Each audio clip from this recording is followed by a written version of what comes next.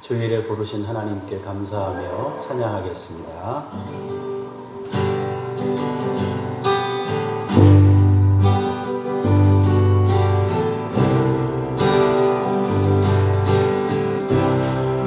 모든 삶 속에서 주를 찬양할지라. 주는 너의 큰 상급 그 꿈이시라. 그의 얼굴 구할 때 주의 영을 부사 크신 사랑 안에서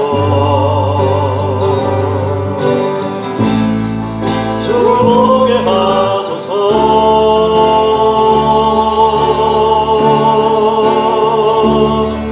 내 영혼이 확정되어 사오니 믿음의 눈으로 주를 바라봅니다.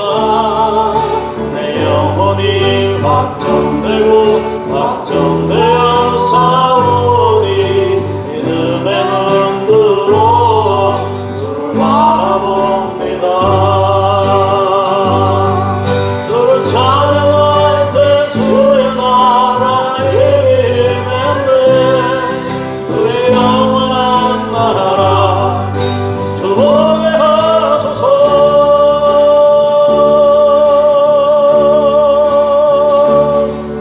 내 영혼이 확정되어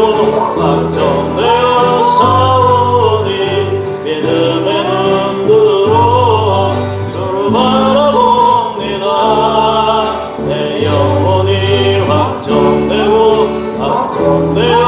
사오니 믿음의 눈으로 주를 바라봅니다.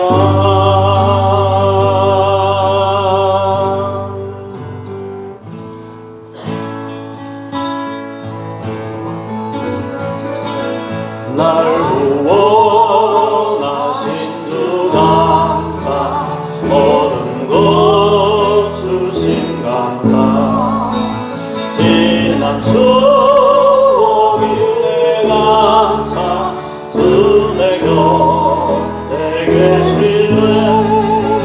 향기로운 봄철에 감사, 외로운 가을날 감사,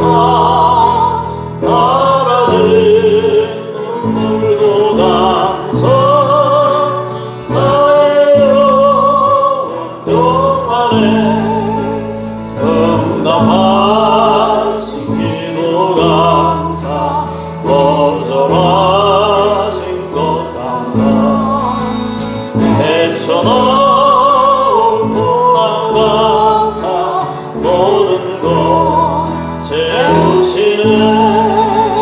아픔과 기쁨도 감사, 절망 중 외로 감사, 증명 못한 은혜 감사, 대신 사랑 감사해. 길가에 장미꽃 감사, 장미가 시도 감사, 따스한 가정 희망 주신 것 감사, 기쁨과 슬픔도 감사, 하늘 평안을 감사, 내일의 희망을 감사, 영원토록 감사해.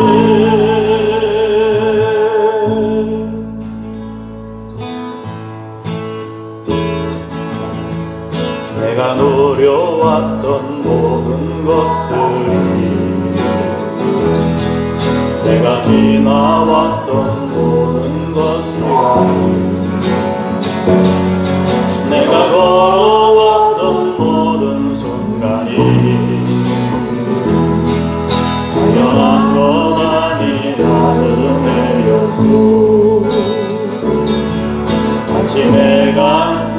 저녁에 노을 봄의 꽃향기와 가을의 열매 변하는 계절의 모든 순간이 당연한 것 아니라 은혜의 요소 모든 것이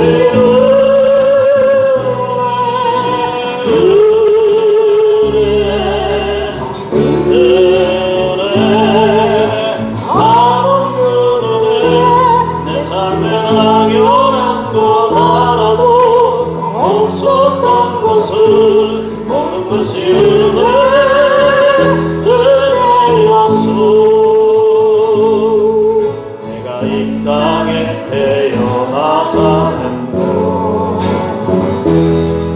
어린 아이 시절과 지금까지 숨을 쉬며 살며 꿈을 꾸는 삶 당연한 것 아니라 은혜의 하나님의 자녀로 살며 오늘 찬양하고 예배하는 삶 오늘 정할 수 있는 축복이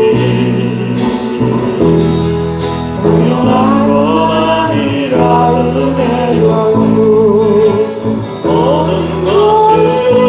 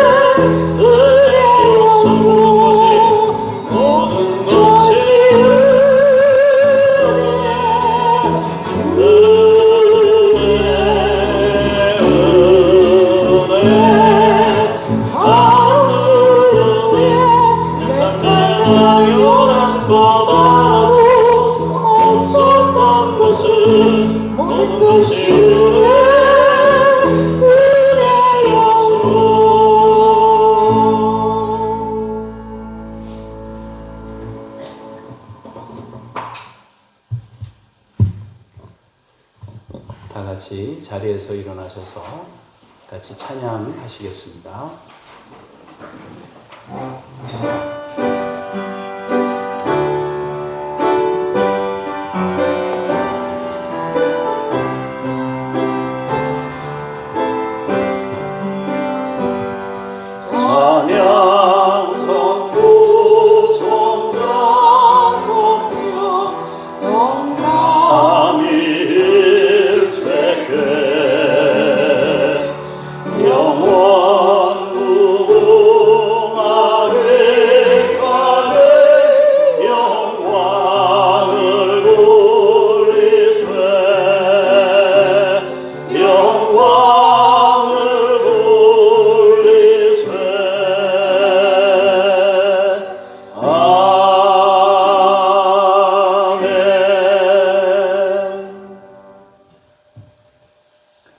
너희 권능 있는 자들아 영광과 능력을 여호와께 돌리고 돌릴지어다.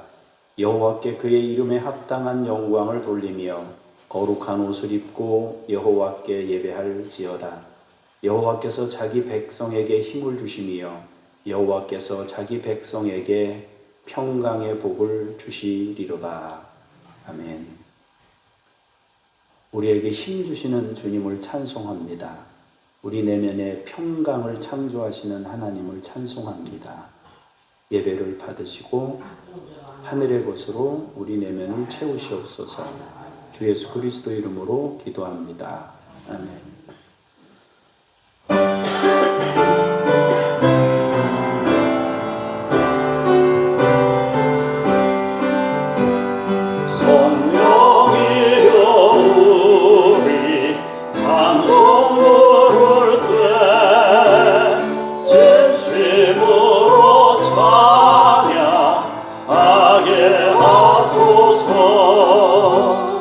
성령이여 우리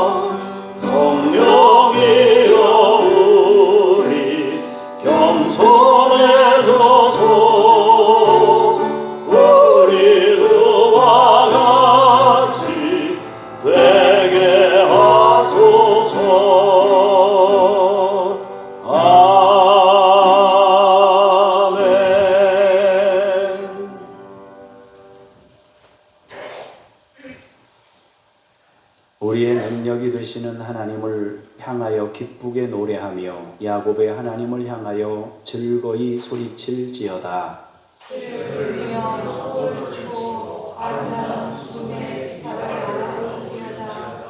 초하루와 보름과 우리의 명절에 나팔을 불지어다.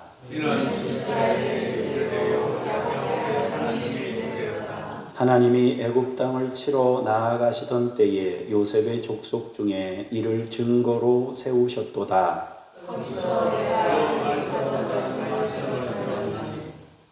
이르시되 내가 그의 어깨에서 짐을 벗기고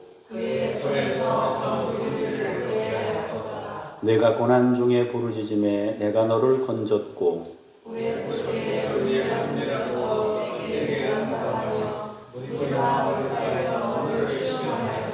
내 백성이여 들으라. 내가 내게 증언하리라. 이스라엘이여 내게 듣기를 원하노라.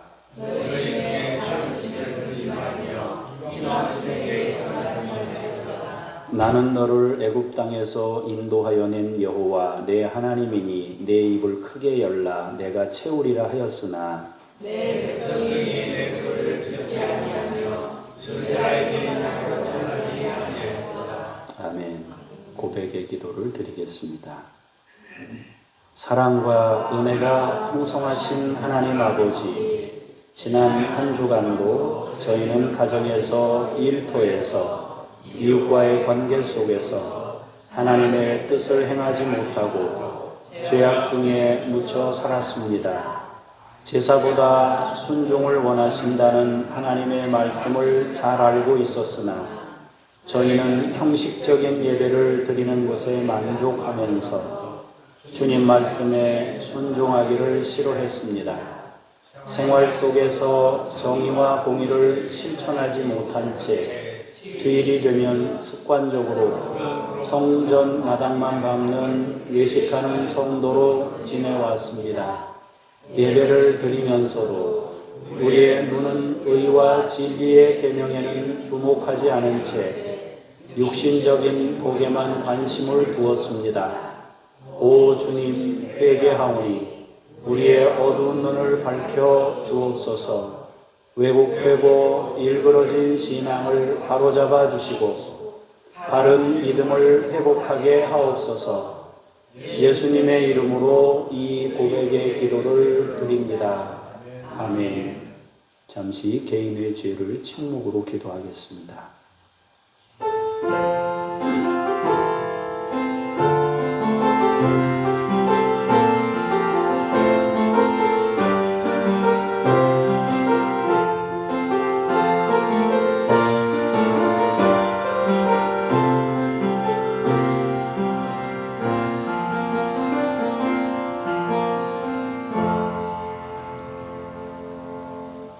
여호와께서 이르시되 배역한 이스라엘아 돌아오라. 나의 노한 얼굴을 너희에게로 향하지 아니하리라. 나는 긍휼이 있는 자라 노를 한없이 품지 아니하시느니라. 여호와의 말씀이니라. 아멘. 신앙 고백 드립니다. 나는 전능하신 아버지 하나님 천지의 창조주를 믿습니다. 나는 그의 유일하신 아들 우리 주 예수 그리스도를 믿습니다.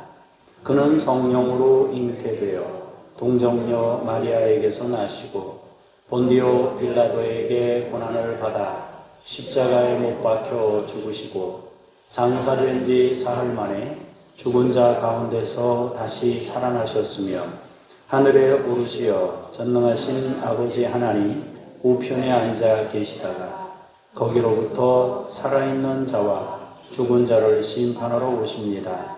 나는 성령을 믿으며 거룩한 공교회와 성도의 교제와 죄를 용서받는 것과 몸의 부활과 영생을 믿습니다. 아멘. 자리에 앉으셔서 기도하겠습니다. 만복의 근원이 되시는 하나님, 광야의 백성들을 불기둥과 구름기둥으로 인도하여 주신 것과 같이 우리를 지켜주시고 사랑하여 주시니 감사를 드립니다. 광야를 지나는 길에 엘림을 허락하심과 같이 험악한 세월을 살아가는 저희에게 주의를 주셔서 평안과 기쁨과 안식을 누리게 하시니 감사합니다. 주님께서 부르셨기에 이곳에 올 수 있었으며 주님께서 허락하셨기에 이 거룩한 예배의 자리에 설 수 있게 되었습니다. 지금까지 우리를 인도하신 주님께서 오늘 예배하는 자녀들에게 다시 한번 크신 은혜를 내려 주옵소서. 살아계신 하나님의 얼굴을 배웁고 우리 심령이 새 힘을 얻게 하여 주옵소서. 능력으로 역사하시는 성령님, 우리의 언어를 바꾸어 주시옵소서. 새 방언을 주시고 창조적인 언어와 살리고 새롭게 하고 회복시키는 언어를 우리의 입에 담아 주옵소서. 우리의 말이 바뀌도록 우리의 마음에 주님의 마음을 부어 주옵소서. 우리의 구원 되시는 주 예수 그리스도 이름으로 기도합니다. 아멘.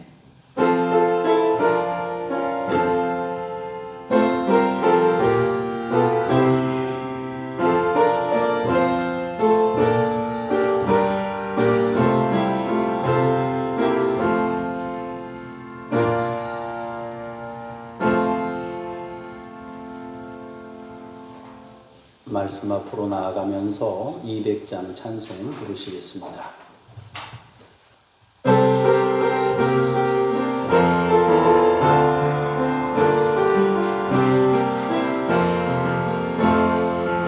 알고 묘한 그 말씀 생명의 말씀은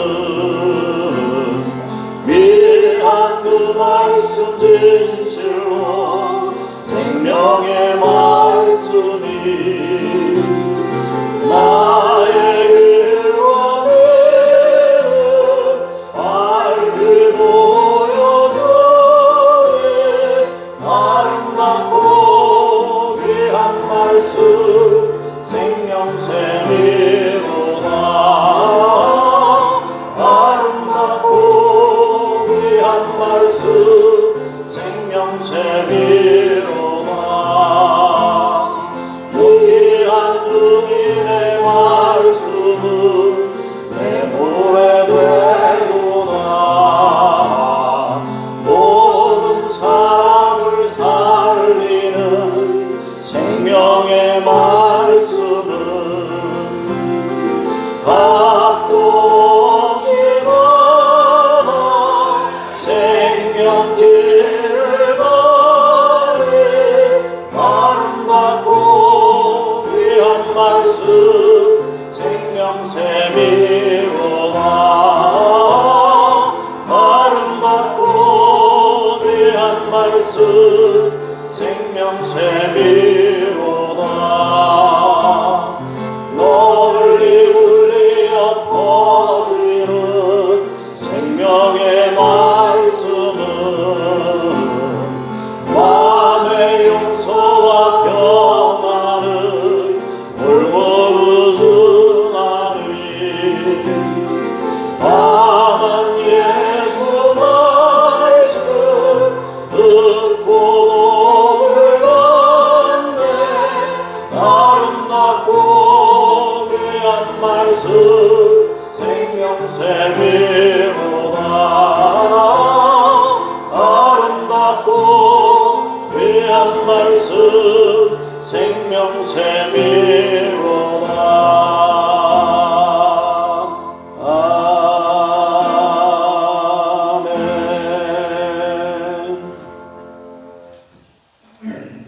하나님의 말씀을 받겠습니다. 잠언 12장 13절에서 17절까지의 말씀 홍순혁 원사님께서 먼저 봉독하겠습니다. 악인은 입술의 허물로 말미암아 그물에 걸려도 의인은 환난에서 벗어나느니라. 사람은 입의 열매로 말미암아 복록에 족하며 그 손이 행하는 대로 자기가 받느니라. 미련한 자는 자기 행위를 바른 줄로 여기나 지혜로운 자는 공고를 듣느니라. 미련한 자는 당장 분노를 나타내거니와 슬기로운 자는 수욕을 참느니라. 진리를 말하는 자는 의를 나타내어도 거짓 증인은 속이는 말을 하느니라. 아멘. 주님께 감사합니다. 연이어서 18절에서 22절까지 광명 권사님께서 봉독하시겠습니다. 칼로 찌름같이 함부로 말하는 자가 있거니와 지혜로운 자의 혀는 양약과 같으니라. 진실한 입술은 영원히 보존되거니와 거짓 혀는 잠시 동안만 있을 뿐이니라. 악을 꾀하는 자의 마음에는 속임이 있고 화평을 의논하는 자에게는 희락이 있느니라. 의인에게는 어떤 재앙도 임하지 아니하려니와 악인에게는 앙화가 가득하리라. 거짓 입술은 여호와께 미움을 받아도 진실하게 행하는 자는 그의 기뻐하심을 받느니라. 아멘. 주님께 감사합니다. 연이어서 25절까지 보겠습니다. 슬기로운 자는 지식을 감추어도 미련한 자의 마음은 미련한 것을 전파하느니라. 부지런한 자의 손은 사람을 다스리게 되어도 게으른 자는 부림을 받느니라. 근심이 사람의 마음에 있으면 그것으로 번뇌하게 되나 선한 말은 그것을 즐겁게 하느니라. 아멘. 주님을 찬미합니다. 오늘도 주일에 나오신 여러분 한 분 한 분을 주의 이름으로 축복하며 여러분과 여러분 가정과 여러분 자녀에게 그리고 세세토록 하나님의 은혜와 복을 받아 누리길 원하며 믿음의 대를 잇기를 주의 이름으로 축복합니다. 병원 가지 않기를 바라고 건강하기를 바랍니다.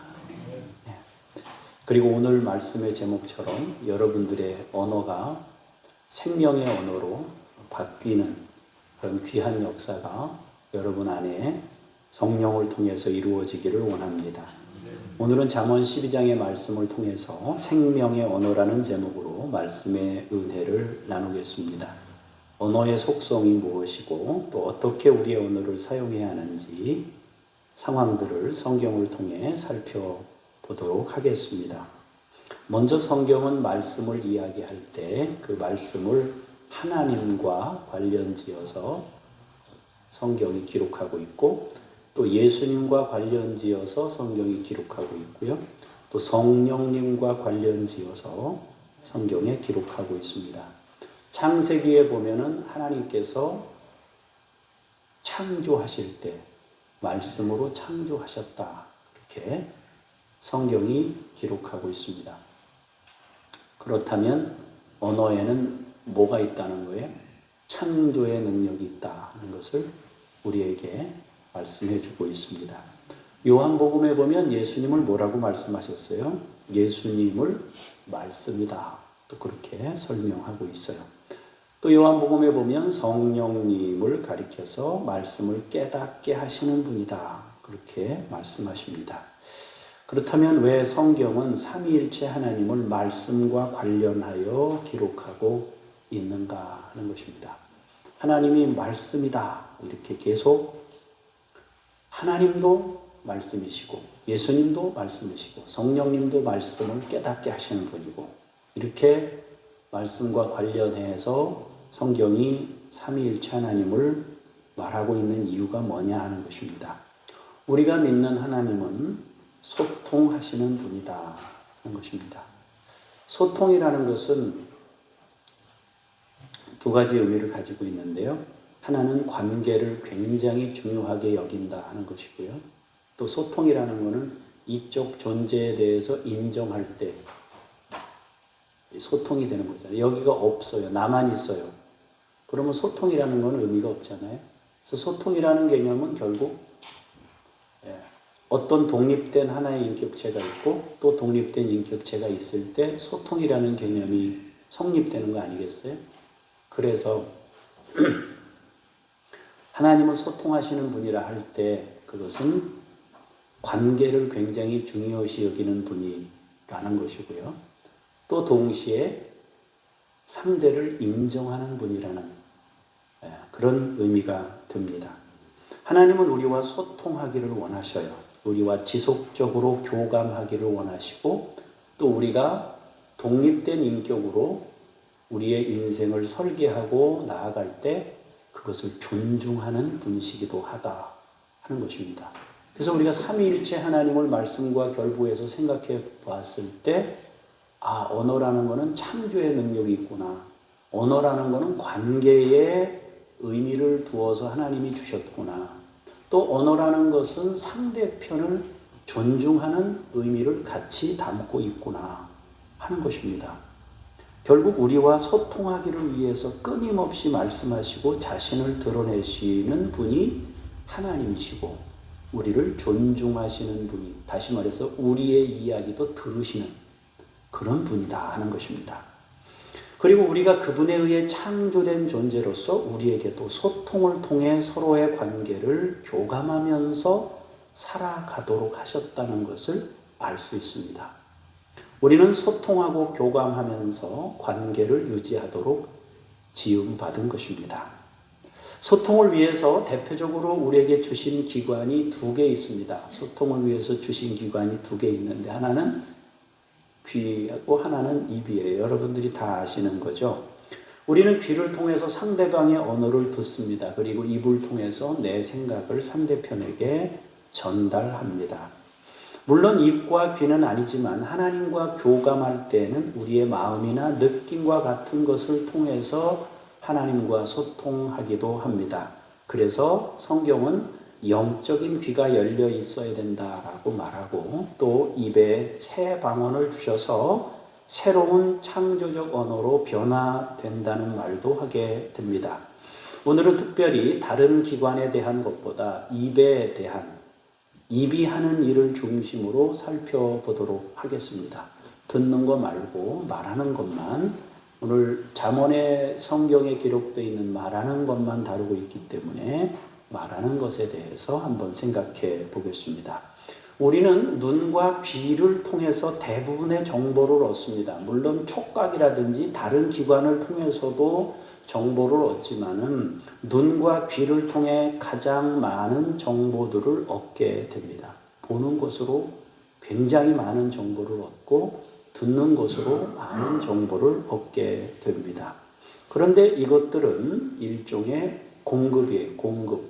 채우는 거예요. 내 안에 채우는 것이 이 귀와 눈으로 내 안에 많은 것들을 저장하고 채우게 된단 말이에요. 그에 비해서 말이라는 것은 채우는 것이 아니고 소비에 가까워요. 내 속에 있는 것들을 밖으로 내는 일이에요. 그래서 다른 사람에게 영향을 주게 됩니다.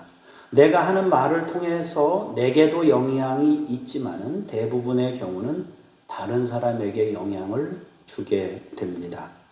눈과 귀는 내 자신에게 영향이 크게 되지만 말은 나보다는 다른 사람에게 영향을 주게 됩니다. 그래서 듣는 거하고 보는 거 이런 쪽에는 나를 채우는, 다시 말해서 나를 건강한 사람으로 되게 하는데 이 귀하고 눈이 굉장히 도움을 주는 거죠. 그런데 이 말이라는 것은 나에게도 물론 손해를 끼치지만 다른 사람에게 영향을 준다는 점에서 이 입이 또 중요한 역할을 하는 것이고 또 긍정적인 역할을 할 수도 있고 안 좋은 역할을 할 수도 있습니다. 나중에는 물론 내가 한 말 때문에 상대방을 통해 부정적인 반응을 받아야 할 때도 있어요. 내가 한 말 때문에 나한테 돌아오는 경우도 있지만은 대부분 상대편에게 영향을 준다 하는 것입니다. 그러므로 우리가 보고 듣는 것도 중요하지만 그 보고 듣는 것을 내가 담았을 때 어떻게 그걸 소화하고 또 어떻게 잘라내고 또 어느 만큼 전달할 것인지 또 어떻게 담아서 전해야 할지. 그래서 그런 말도 있잖아요. 아 다르고 어 다르다. 그런데 똑같은 말을 하는데 사람이 어떤 감정을 실어서 말하냐에 따라 또 달라지고요. 또 어떤 시기에 말하느냐에 따라 또 달라지고요. 상대편이 기분 좋을 때 말하는 거하고 또 달라질 때. 대표적인 게 뭐가 있습니까? 성경에 보면은 그 나발의 아내가 술 취했을 때 그 나발한테 말 안 하잖아요. 아침까지 기다렸다가 말하잖아요. 기다렸다 말했는데도 그걸 받아들이지 못하는 사람이 나발이었어요. 그러니까 이제 우리가 이 말하는 것이 중요한데 어떻게 담아서 언제 어떻게 말할 것이냐 이것이 참 중요하다 하는 것이죠. 이제 말이 주는 다양한 상황과 그 결과에 대해서 우리가 읽은 말씀을 통해서 한번 살펴보도록 하겠습니다. 자, 13절, 14절을 같이 보시겠습니다. 시작.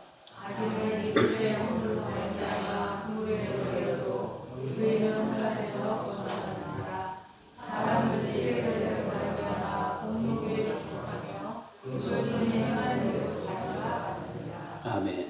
자, 첫 번째 상황은 언어가 자신을 그물에 걸리게 할 수 있다라고 말합니다. 우리에게 함정이 될 수 있다는 거예요. 그러니까 내가 한 말 때문에 내가 함정에 빠지는 것입니다.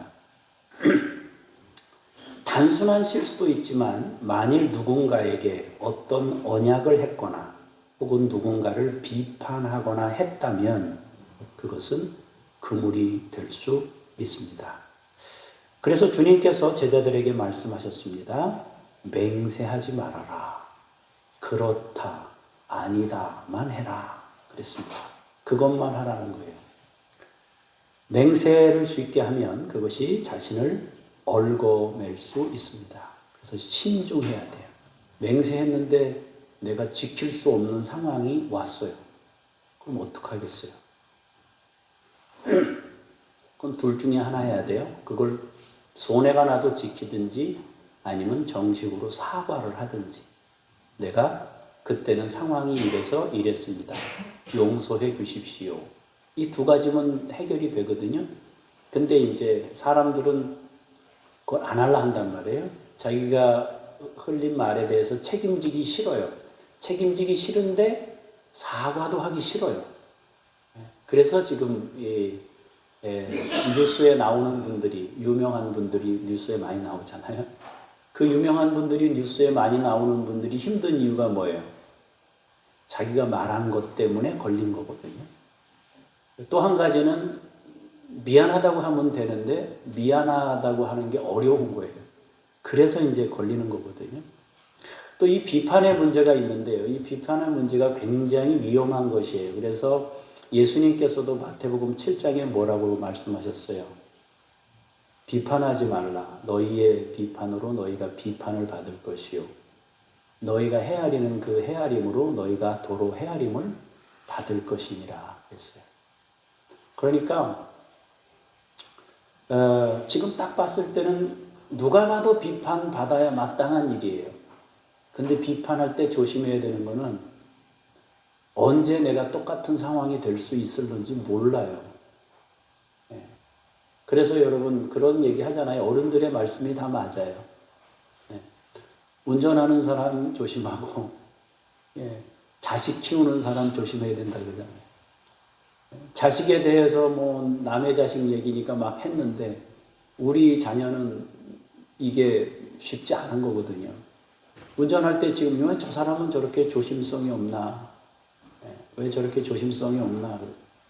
근데 우리도 하다 보면은 그런 상황들이 생길 수 있거든요. 그래서 이 언어가 주는 것 중에 우리를 그물로 걸리게 할 수 있다는 점에서 우리가 조심해야 될 게 맹세하는 것과 비판하는 것을 조심해야 된다. 그리고 우리가 살면서 부득이해서 실수를 했다면은 어쩔 수 없이 어떻게 해요? 약함을 인정하고 미안합니다. 이렇게 해서 그걸 넘겨야지 아닌 척하고 계속 가다가는 그것이 계속 자기를 붙잡아대는 그런 것이 되고 만다는 거예요. 한 가지 더 추가하자면 말을 많이 하면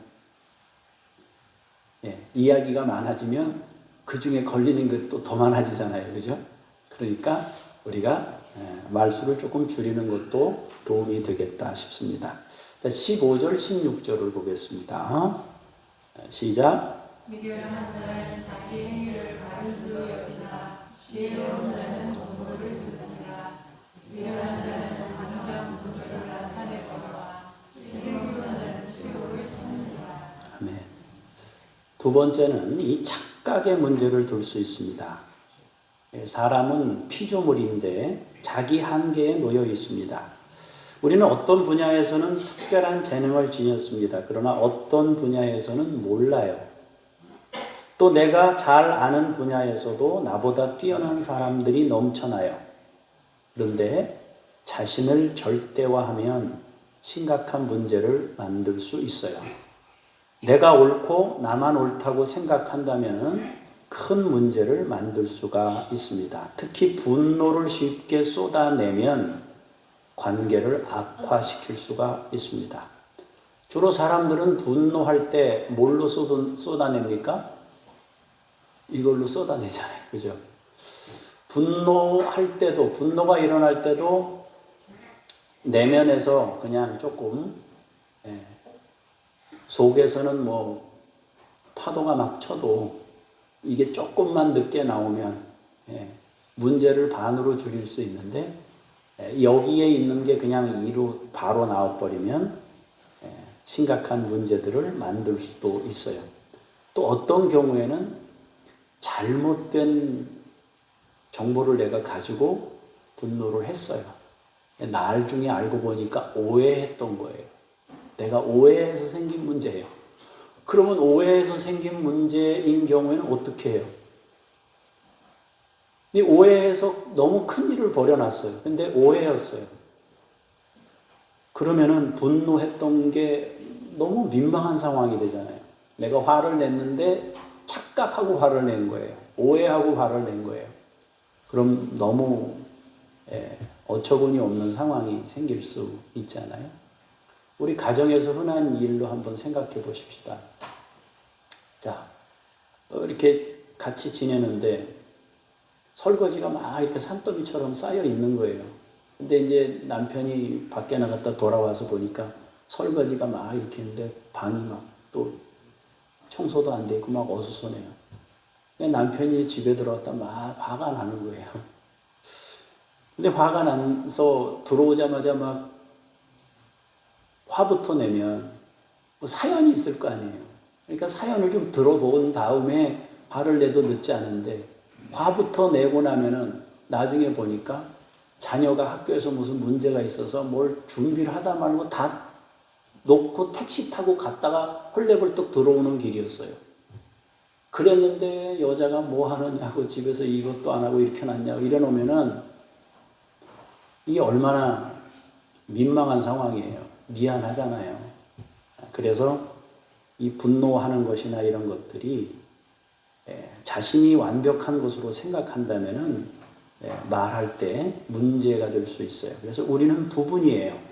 우리는 불완전합니다. 그러므로 착각하지 말아야 돼요. 내 생각을 절대화해서 말하기보다는 다른 사람의 의견과 내 의견을 조율하고 맞추려는 노력이 필요합니다.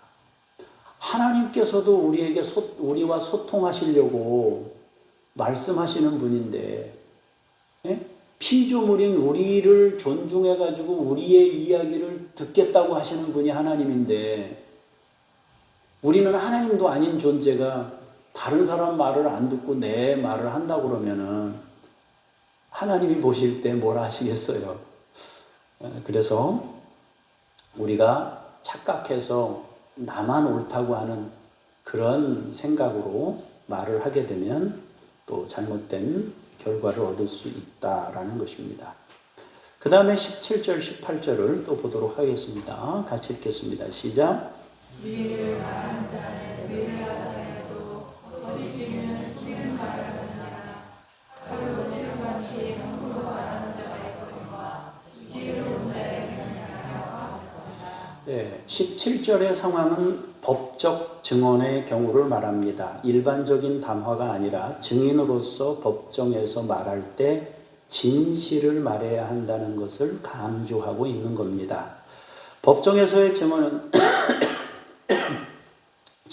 다른 사람의 인생을 송두리째 무너뜨릴 수 있습니다. 또 함정에서 벗어나게 할 수도 있습니다. 여기서 진리를 말하는 자라는 뜻은 숨을 헐떡거린다, 그런 뜻입니다. 다시 말해서 목숨을 건 진실을 의미합니다. 그만큼 바른 증인이 중요하다는 거죠. 속여서 말한다면 공의를 왜곡시킬 수 있기 때문입니다. 그래서 성경에도 뭐라고 그래요? 증인의 숫자가 둘입니다. 한 사람의 증인만 가지고는 채택하지 말아라. 왜냐하면 서로 담합을 할 수 있잖아요. 그래서 두 사람의 증인, 그래서 교회 장로들을 뭐 법정으로 어떻게 하게 됐을 경우에 한 사람의 증언만 가지고는 안 돼요. 두 사람의 증언을 가지고 바탕으로 해서 받아들일 수 있다는 거예요. 그러므로 이 진실을 왜곡하는 건 사람을 해치는 것이 되기 때문에 안 된다는 거예요. 18절의 상황은 성급한 말과 회복의 말을 대비하는데요. 함부로 말하는 것은 쓸데없고 성급하게 말한다는 뜻인데요. 상대방의 상황이나 마음을 헤아리지 못하고 성급하게 말하면 칼로 찌르는 것처럼 아픔을 줄 수도 있다. 저는 그 전에 욕을 안 하고 때리는 거 안 하고 이것만 안 하면은 아내를 사랑하는 것이고 그냥 제일 그래도 괜찮은 남편이다 이렇게 생각을 했어요. 그래서 지금까지 아내한테 제가 뭐 욕을 했다거나 이런 건 한 번도 없는데 때리는 것도 없고요. 어떻게 뭐 때리겠어요. 그러니까 그런 거는 일체 없었는데 가만히 생각해 보니까 말로 폭력을 좀 많이 행사했던 것 같아요. 말로.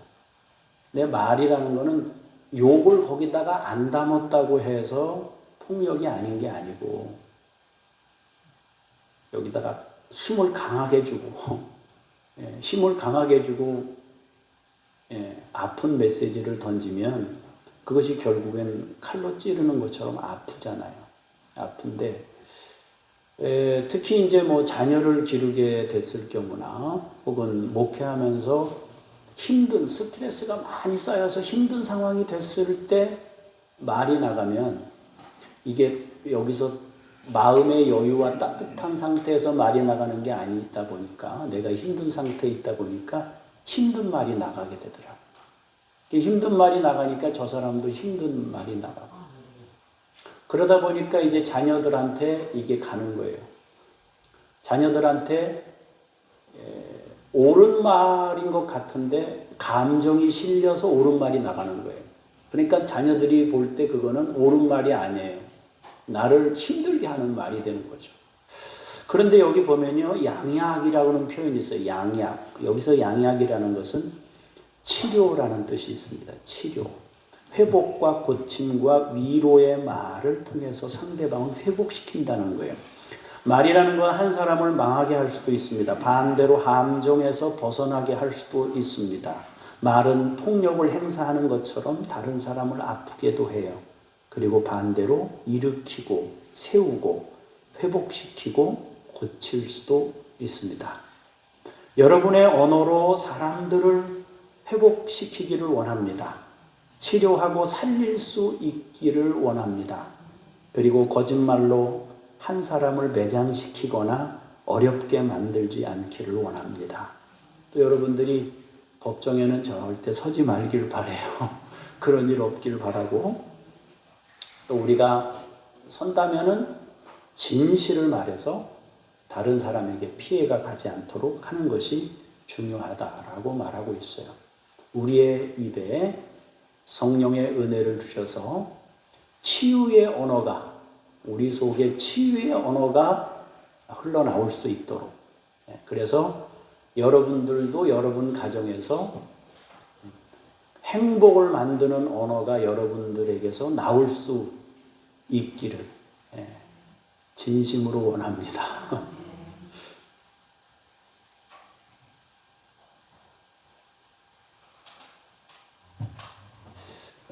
저는 이제 유교 집안에서 커서요. 우리 아버지가 이렇게 1m 앞에 우리 어머니 뒤따라가는 그런 속에서 지냈어요. 그래서 그것을 옳다고 생각하며 살았던 사람이에요.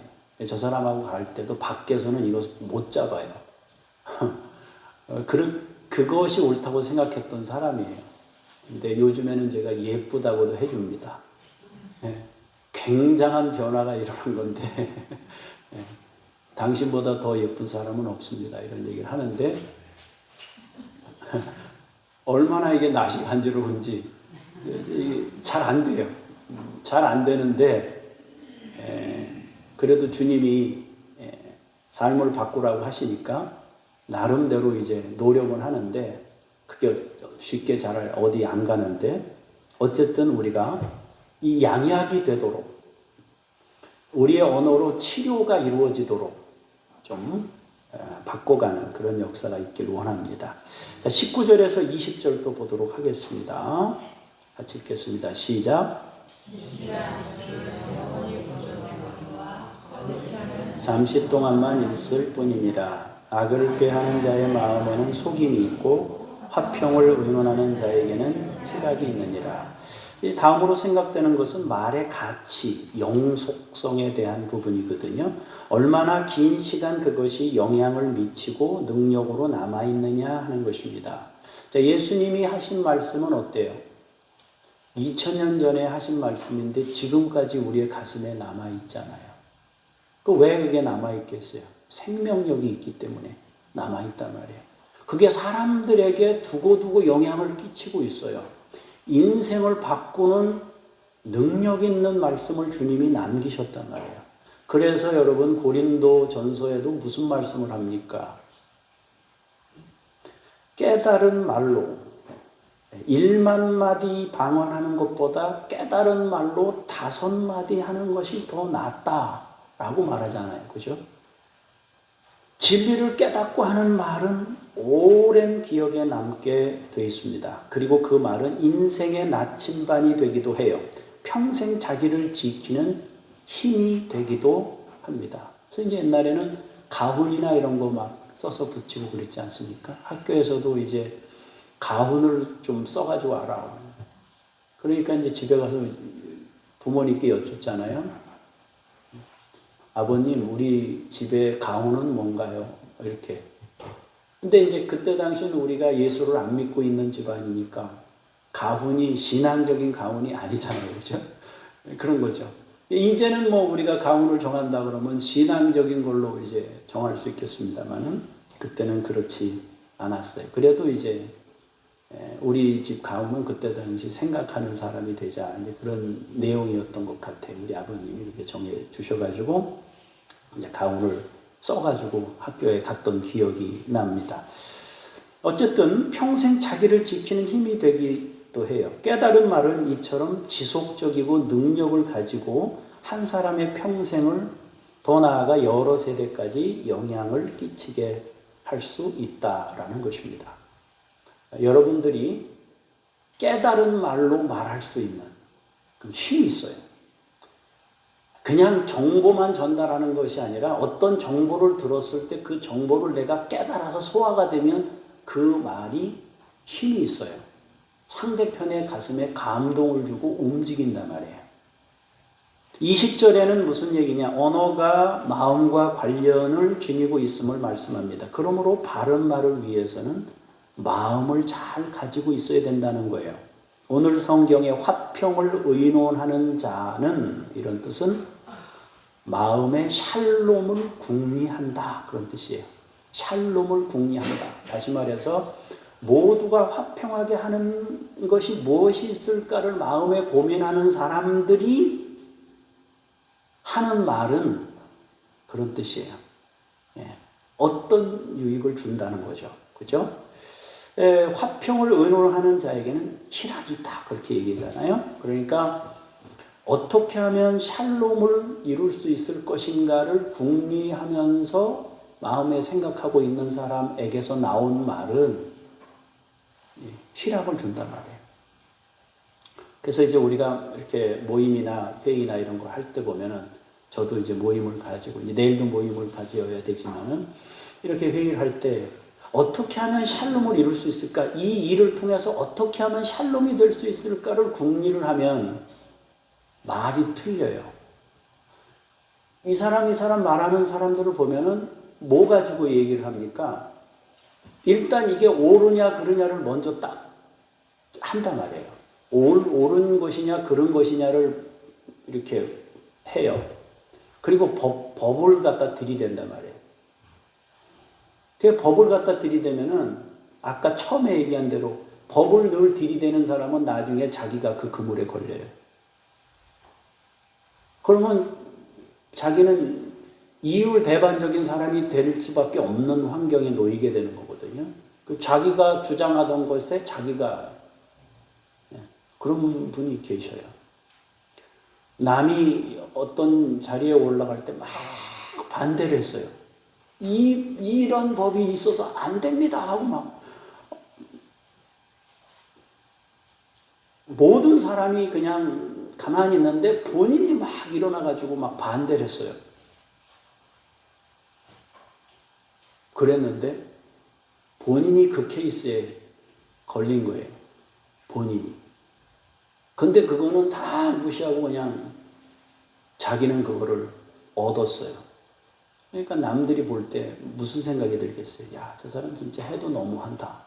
이런 생각이 들잖아요. 근데 그거를 많은 사람들이 몰라요. 그런 일을 했다는 걸 몰라요. 아는 사람만 알아요. 이제 서서히 퍼져가고 있어요. 이제 그러고 있는데, 샬롬을 궁리하면요. 샬롬, 평안을 궁리하고 생각하면서 어떻게 하면 이걸 화평을 이룰 수 있을 것인가를 생각하고 말을 하게 되면, 이게 서로 잘 될 수 있는 방법이 뭐가 있을까 하고 말을 하니까 이 말이 다른 사람이 하는 말과 다른 말이 나오는 거예요.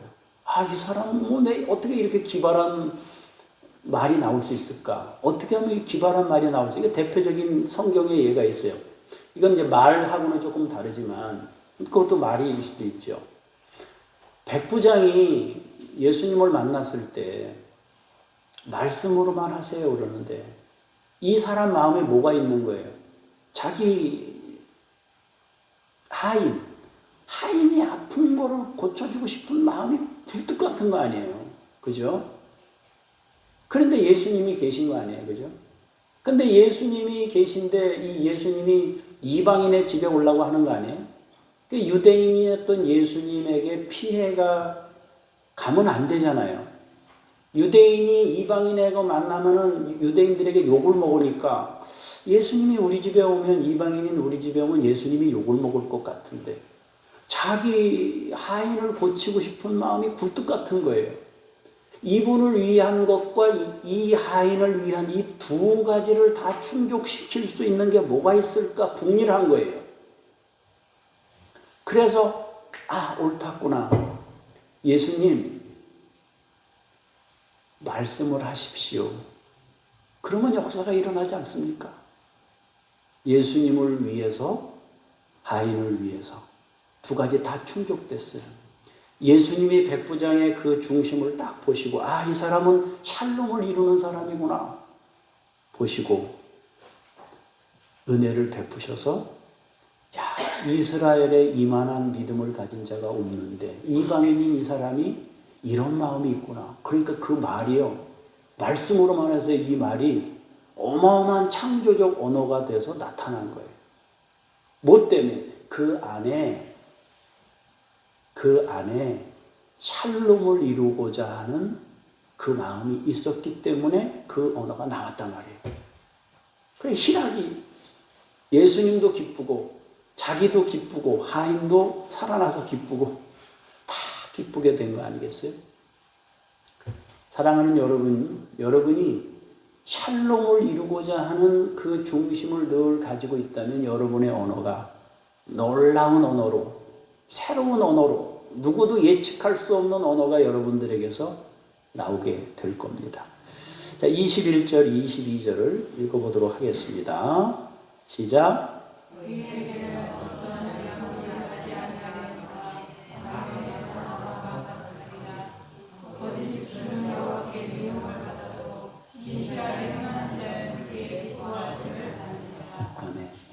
자, 21절에 나와 있는 22절에 이것은 의인과 악인의 결과를 말합니다. 자신이 말한 것이 결국 자신에게 돌아온다는 거예요.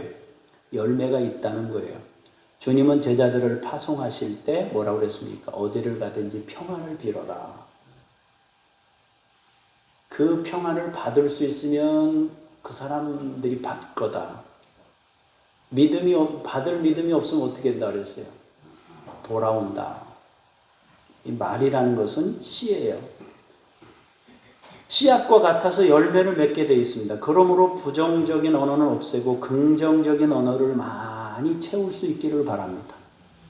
여러분들에게 긍정의 언어가 많이 채워져야 됩니다.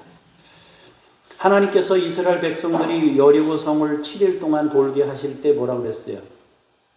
막 얘기하라 그랬어요? 가만히 있으라 그랬어요? 침묵하라 그랬잖아요. 대사를 앞에 놓고는요, 되니 안 되니 뭐 이래 놓으면은 일이 그르쳐요. 그래서 대사를 앞에 놓고는 기도하면서 침묵하는 게 좋습니다. 여리고 성을 돌면서 뭐 이게 무너지지 않을 건데 왜 이랬니 뭐 했니 이래 놓으면 너무너무 어려운 상황이 생기는 거예요. 그래서 침묵을 당부하셨습니다. 또 이런 경우도 있어요. 정탐꾼들이 보고할 때 이 부정적인 보고 한마디가 얼마나 많은 영향을 미쳤습니까? 많은 사람을 궁지로 몰아넣었어요. 자기들만의 문제가 아니라 이 대표성을 가지고 있었던 이 사람들이 잘못된 보고를 함으로 인해서, 사실 잘못된 보고는 아니에요. 정확하게 보고한 거는 맞아요. 해석이 잘못된 거예요. 신앙이 빠진 보고였어요. 신앙이 들어있는 보고를 했어야 되는데 신앙은 빠져있고 거기 가서 본 그대로 보고한 겁니다. 그런데 그것이 절망에 빠뜨리고 불평과 원망을 늘어놓게 하고 공동체 전체를 힘들게 만드는 문제를 낳게 되었습니다. 22절에 또 무슨 말씀합니까? 우리의 언어가 하나님께 기쁨이 될 수 있다고 말합니다. 우리가 거짓을 말하게 되면 하나님께 미움을 받는다고 그러고, 건강하고 진실한 말로 행하게 된다면 하나님의 기쁨이 될 수 있다고 말합니다. 말을 잘하면 하나님이 기뻐하십니다. 말이 많아서 말 잘한다는 것이 아니고, 말을 많이 해서 말 잘하는 게 아니고 유익을 주고 덕을 세우는 말을 하면 하나님이 기뻐하십니다. 여러분들이 말씀을 잘 하셔서 하나님의 기쁨이 될 수 있기를 원합니다. 자, 23절입니다. 읽습니다. 시작.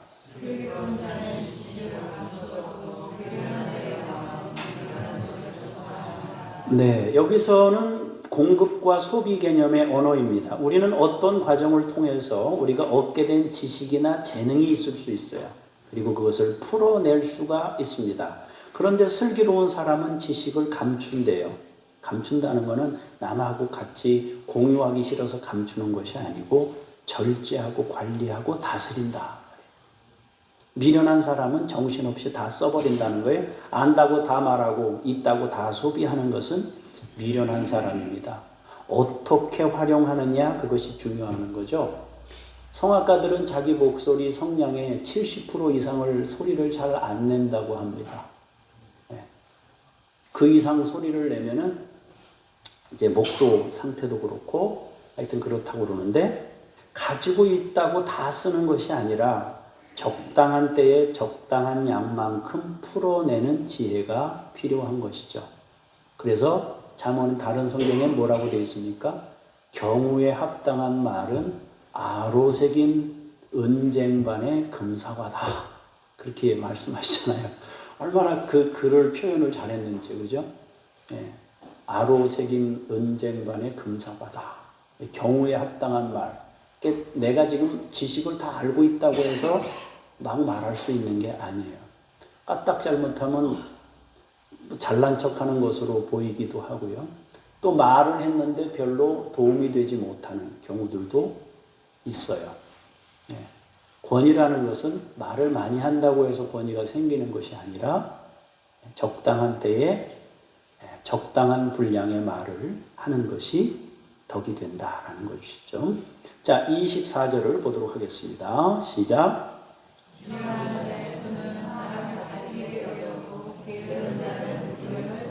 이것은 이제 이제 행위하고도 관련이 있는데요. 말을 앞세우기보다는 성실한 삶의 자세를 요구하는 말씀입니다. 일은 하지 않고 말만 만드는, 일만 만드는 경우를 경계하심입니다.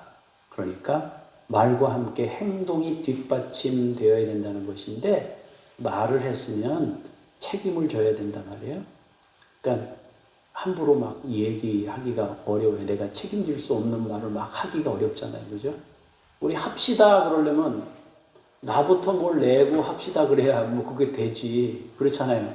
우리 뭐 힘든 사람, 어려운 사람 도와줍시다 이렇게 얘기했어요.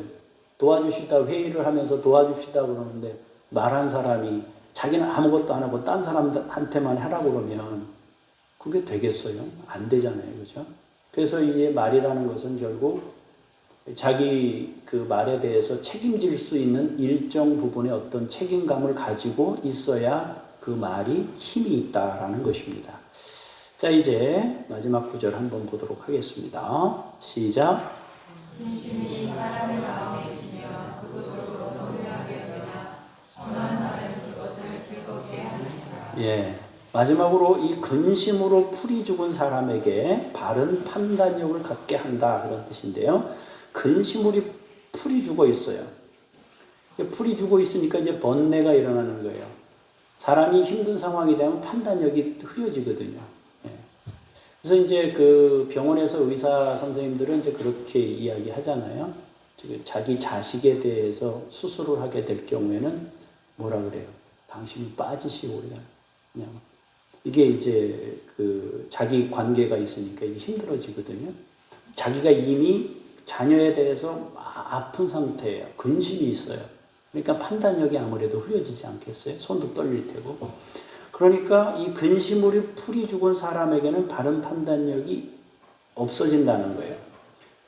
그런데 그때 힘을 주고 위로하는 사람, 즉 한 사람의 상황을 바꿀 수 있는 선한 말이 있다는 거예요. 이 선한 말은 즐거움으로 바꾸는 힘이 있어요. 큰 문제도 작은 것으로 만드는 사람이 있어요. 작은 것도 큰 것으로 만드는 사람이 있어요. 그것도 재주인데요. 크게 문제화 생각하고 있는 거를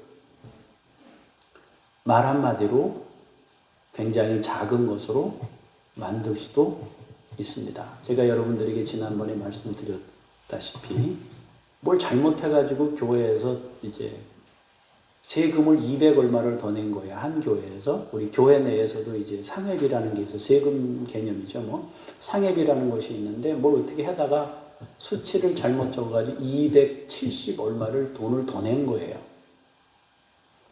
그런데 이제 그쪽에서 물어본 거예요. 그러니까 이제 보통 우리가 할 때 18세 이상 그 세례받은 사람 이렇게 해서 15세인가요? 이렇게 해서 세금을 물리거든요. 근데 이제 유아 세례도 이제 다 들어간다 그래가지고 유아 세례부터 해서 뭐 아동 세례 뭐 이래 해가지고 물렸는데 그 교회에서 물어본 거죠. 이게 어떻게 된 거냐고. 이게 이제 어디까지 우리가 인원 보고를 해야 됩니까? 유아 세례까지 다 넣어야 됩니다. 그래서 그 말을 듣고 보고를 그렇게 한 거예요. 그랬다가 275만 원인가를 돈을 더 낸 거예요. 그 인원수 때문에.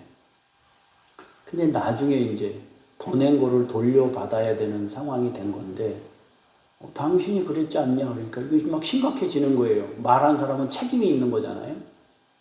이제 저한테 전화를 했어요. 이거 어떻게 하면 좋냐고. 큰일 났다고. 한 교회가 지금 275만 원을 더 내서 지금 심각한 상황이 됐다고. 그래서 제가 그랬어요. 걱정할 거 하나도 없습니다.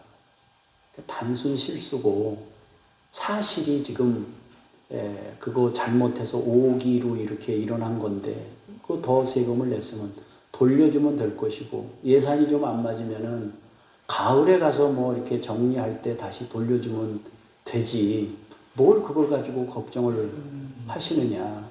그리고 만약에 그것도 안 되면은 내년에 예산할 때 그거는 빼고 좀 이렇게 반영해서 그 교회를 해주면 되지. 뭘 그렇게 걱정합니까? 아니면 뭐 예비비에서 지출하시든지 해서 정리를 하면 될 것 같습니다. 굳이 그것 때문에 의도된 어떤 범죄가 아니고 단순 행정착오로 인해서 혹은 우리가 생각하는 생각 미스로 인해서 일어난 일이니까 그건 걱정할 게 아무것도 없고, 그렇게 알려준 사람이나 세금을 더 낸 사람이나 전혀 걱정하지 않으셔도 됩니다. 그랬더니 심각하게 받아들였다가 이거 뭐 별것도 아니네. 그래가지고 그냥 넘어갔어요. 이렇게 근심이 있을 때 그 선한 말 한마디가 사람을 해방시키고 자유케 한단 말이에요. 어쨌든 우리는 오늘 잠언 말씀을 통해서 다양한 상황을 살펴봤어요. 그런데 말씀을 보면서 느낀 것은 이 언어라는 것이 주의해야 할 것들이 훨씬 더 많다는 것을 우리가 오늘 성경을 통해 배웠습니다. 말을 해서 유익을 주기보다는 조심해야 할 부분이 훨씬 더 많다는 점이에요. 두 번째로 우리가 생각한 것보다 언어는 훨씬 더 영향력을 가지고 있다는 거예요. 살리고 죽이고 회복시키고 낙심하게 합니다. 매장시키기도 하고 일으키기도 합니다. 세 번째로 하나님께서는 우리에게 언어라는 놀라운 선물을 주셨습니다. 언어는 하나님이 주신 것입니다. 소통을 위해 하나님이 주셨습니다. 그러므로 주신 분이 가장 멋지게 사용할 수 있는 것이 무엇인지 가장 잘 아셔요. 하나님이 우리에게 언어를 주셨으니까 어떻게 쓰는 게 제일 좋은 건지를 가장 잘 아셔요.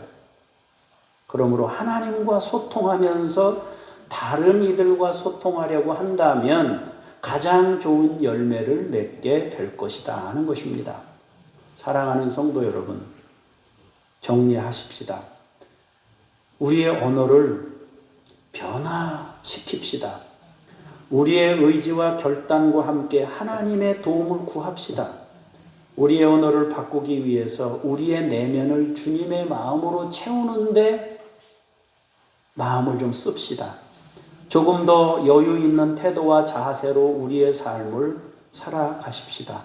우리의 말이 생명의 언어가 될 수 있음을 믿고 생명의 언어가 될 수 있음을 믿고 생명의 언어가 되도록, 그리고 우리의 언어로 사람을 살립시다.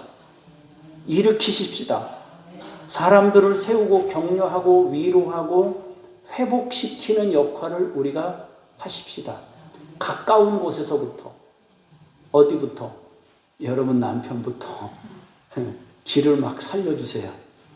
회복력을 좀 이렇게 갖도록, 용기를 좀 갖도록, 이렇게 이 웃음이 이렇게 입가에 좀 이렇게 있을 수 있도록, 그렇게 여러분들의 말 한마디가 그렇게 할 수 있어요. 그러면 아마 여러분 남편이, 여러분 아내가 여러분들에게 이야기할 때 아마 뭔가 메시지가 달라질 거예요. 다음 주에 오셔가지고 제가 아무나 시키면 여기서 간증할 수 있기를 바랍니다. 긍정적인 언어로 우리 주변부터 서서히 희락의 공간이 되게 하십시다.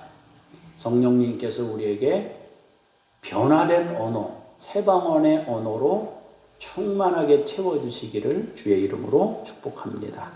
기도하겠습니다. 말씀으로 세상을 창조하신 하나님,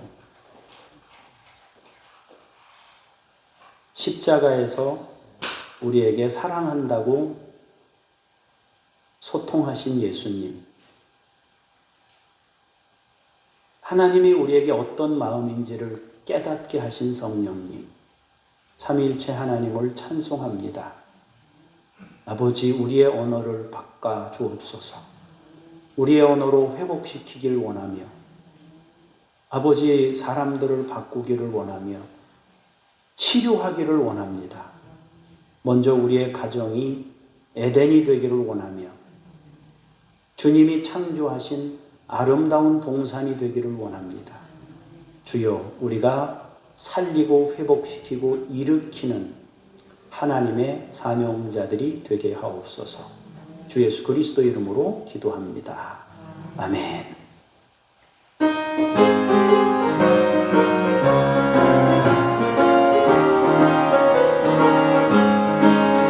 내가 매일 기쁘게 순례의 길 행함은 그의 팔이 나를 안보하며 내가 주의 축복을 받는 참된 비결은 그의 영이 함께함이라. 성령의 계시네 할렐루야 함께하시네. 좁은 길을 걸으며 만나 기뻐하는 것 그의 영이 함께함이라. 전에 죄에 빠져서 평안함이 없을 때 예수 십자가의 공로 힘입어 그발 아래 엎드려 참된 평화 얻으면 주의 영이 함께함이라. 성령이 계시네 할렐루야 함께하시네. 좁은 길을 걸으며 만나 기뻐하는 것 그의 영이 함께함이라. 나와 동행하시고 모든 염려하시니 나는 숲의 새와 같이 기쁘다.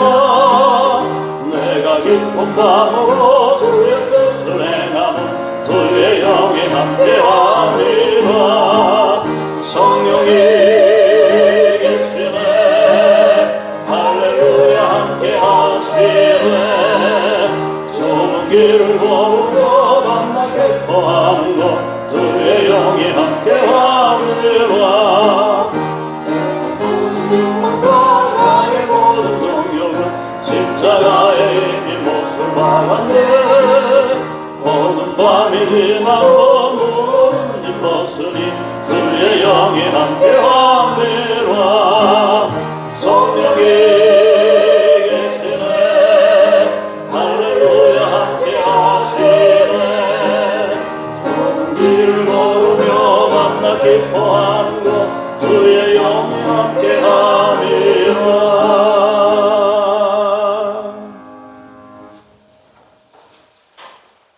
주 앞에 예물 드립니다. 사랑하는 성도들의 헌신을 받아 주옵소서. 믿음의 식구들이 드리는 이 예물이 자신의 삶입니다. 애환입니다. 지나왔던 시간들입니다. 소중한 것들이 오니 주님께서 우리 성도들의 모든 상황들을 받으시고 함께해 주시옵소서. 감사드리며 주 예수 그리스도 이름으로 기도합니다. 아멘. 하늘에 계신 우리 아버지의 이름을 거룩하게 하시며 아버지의 나라가 오게 하시며 아버지의 뜻이 하늘에서와 같이 땅에서도 이루어지게 하소서. 오늘 우리에게 일용할 양식을 주시고 우리가 우리에게 잘못한 사람을 용서하여 준 것 같이 우리 죄를 용서하여 주시고 우리를 시험에 빠지지 않게 하시고 악에서 구하소서. 나라와 권능과 영광이 영원히 아버지의 것입니다. 아멘.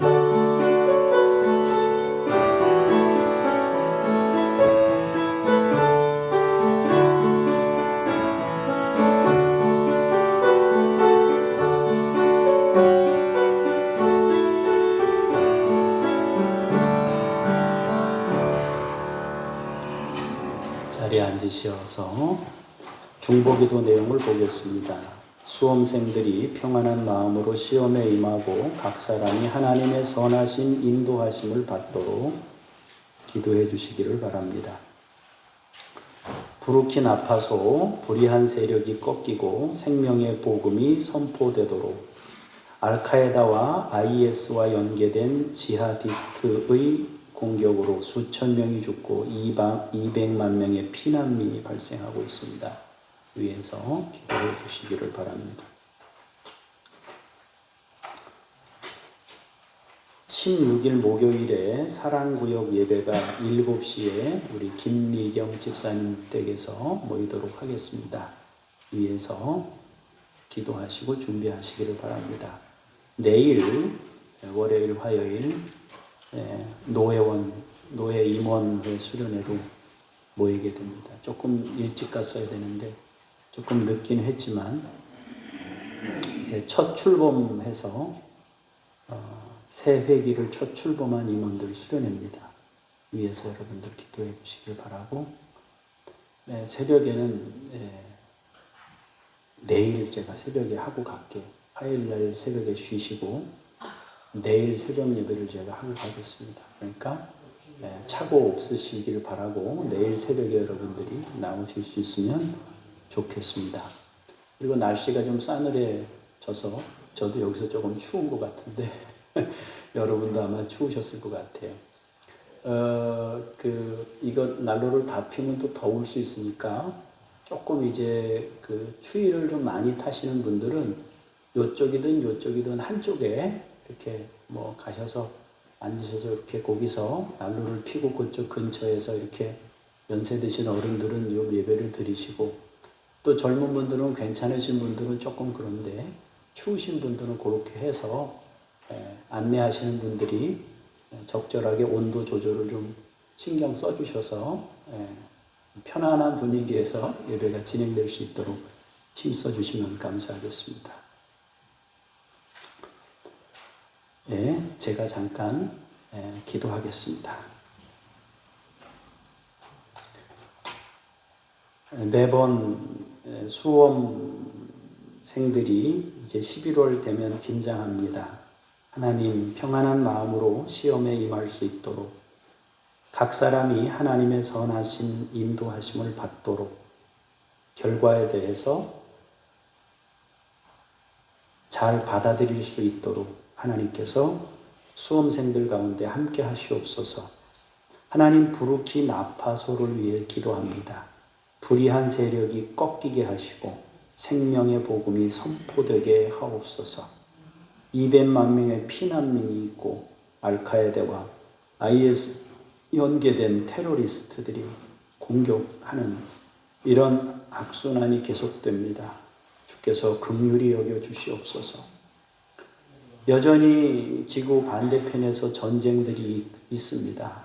하나님, 인간의 욕심이 어디까지 이르는지 수없는 사람들을 해치면서도 정권을 쥐고 있는 사람들은 또 일부 특정한 세력들은 악을 행하기를 두려워하지 않습니다. 주여 언젠가는 심판이 있겠지만 주여 이것으로 고통받는 사람이 너무 많사오니 불쌍히 여기시고 긍휼히 여겨 주시옵소서. 하나님 아버지 장준혁 북한 어린이들 랴바 임마누엘을 믿음으로 양육하시옵소서. 김요엘 이웃 아저씨 아줌마 이동식 서명숙 김수연 김명숙 천애슐리 선교사님 하나님이여 이분들에게 함께하사 주의 영광을 아름답게 드러낼 수 있는 종들이 되도록 하나님께서 함께하시고 역사하시고 인도하여 주시옵소서. 은혜로우신 주 아버지 하나님, 장호서당으로 또 마음을 드리는 분들을 주께서 기억하시고 또 이번에 노래교실로 함께 동참했던 분들이 장호교회, 장호서당에 소속되어 있는 소속감을 가질 수 있도록, 그래서 앞으로 유대관계를 가지고 끊임없이 교회와 연대해서 그들이 결국에는 구원에 이룰 수 있도록 주께서 역사하시고 함께하여 주옵소서. 일주일 동안도 우리에게 함께하사 믿음으로 살게 하시고 창조적인 언어를 사용할 수 있게 하시고 주의 영광을 나타낼 수 있도록 우리 가운데 함께해 주시옵소서. 은혜 베푸신 주님께 감사드리며 주 예수 그리스도 이름으로 기도합니다. 아멘. 다 같이 자리에서 일어나셔서 찬송 부르시면서 삶의 자리로 나아가겠습니다. 1절만 부르시겠습니다.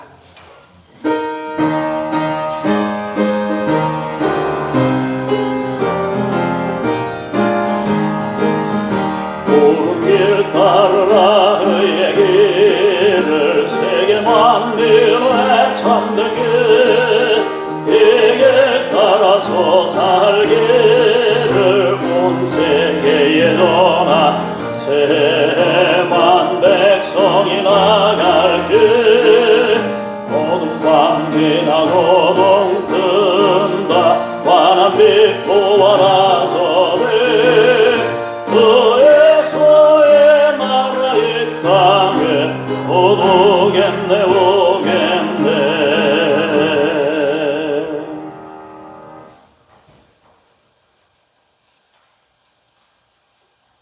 이제는 우리 구주 예수 그리스도의 은혜와 아버지 하나님의 그 크신 사랑하심과 성령님의 역사하심이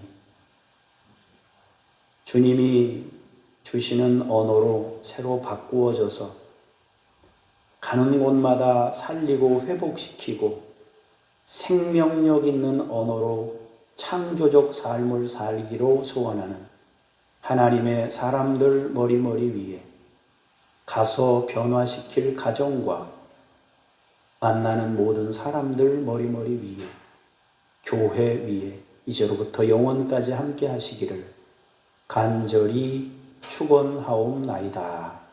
아멘.